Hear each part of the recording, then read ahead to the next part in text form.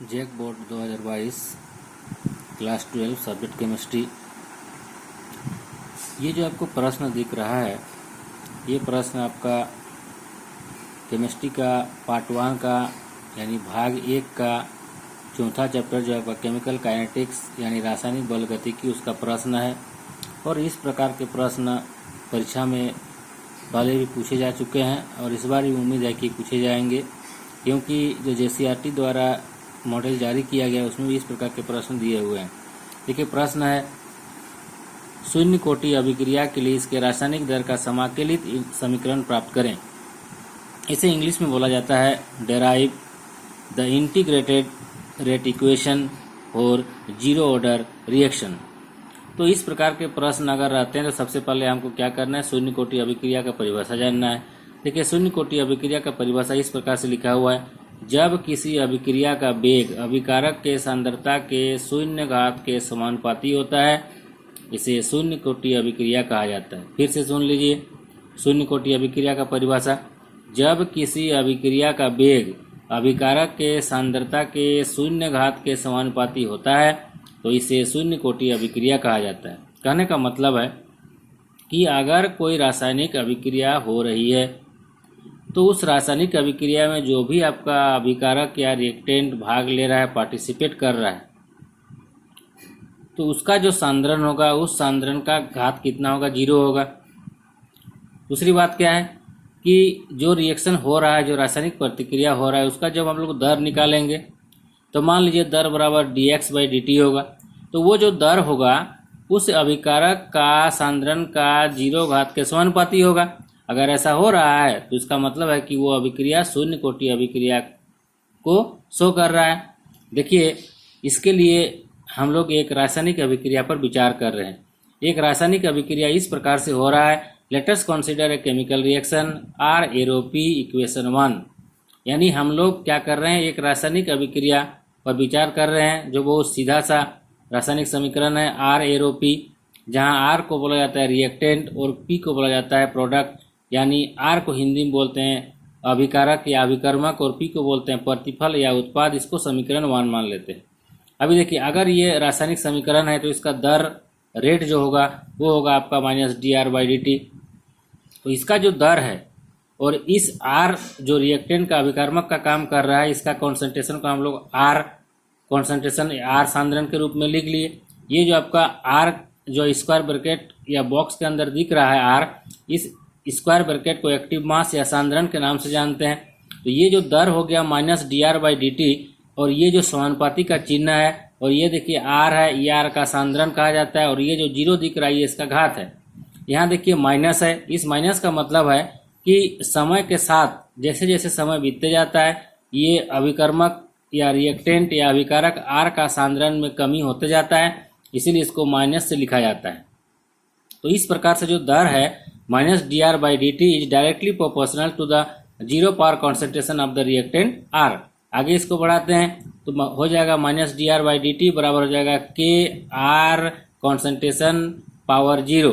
देखिए, यहाँ पर ये दोनों समीकरण को अगर हम लोग कंपेयर करते हैं, इसका तुलना करते हैं, तो देखिए यहाँ पर समानुपाती का चिन्ह है, यहाँ समानुपाती के चिन्ह के बदले K है। मतलब है कि ये जो समानुपाती चिन्ह दिख रहा है इसके बदले K लगाया गया है। तो K को बोला जाता है समानुपाती नियतांक, या इंग्लिश में बोलते हैं डायरेक्टली प्रोपोर्शनल कांस्टेंट।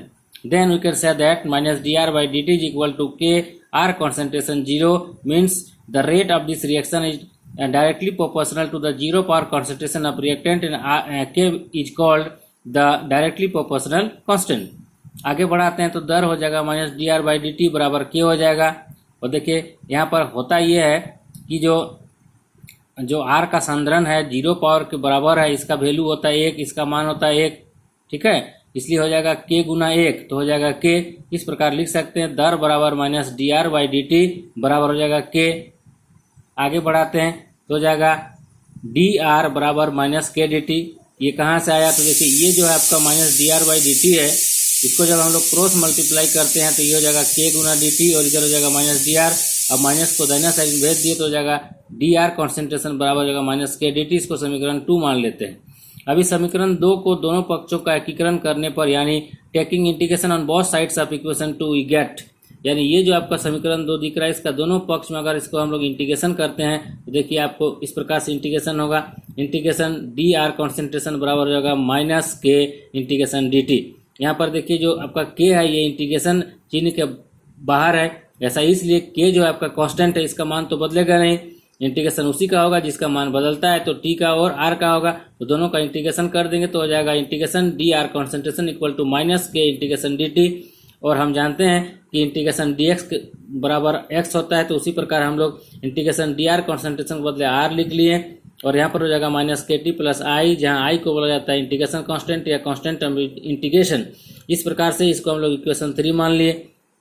अब है कि जब रिएक्शन शुरू हो रहा है, when reaction is going to be start, then t equal to 0, then final concentration R will be equal to initial concentration R naught, यानी जब t बराबर 0 होगा, जब रिएक्शन शुरू होगा, तो जब रिएक्शन शुरू होगा उस समय जो आपका अभिकारक या रिएक्टेंट या अभिकर्मक जो R है उसका सांद्रण आपका यानी जो अंतिम सांद्रण है वो आपका प्रारंभिक सांद्रण के बराबर होगा। तो हम लोग इस प्रकार से लिख सकते हैं, जब t बराबर 0 तब R कॉन्सेंट्रेशन बराबर R नॉट कॉन्सेंट्रेशन, कहने का मतलब हो गया अंतिम सांद्रण बराबर क्या होगा, प्रारंभिक सांद्रण के बराबर होगा। कब? जब t बराबर 0 होगा।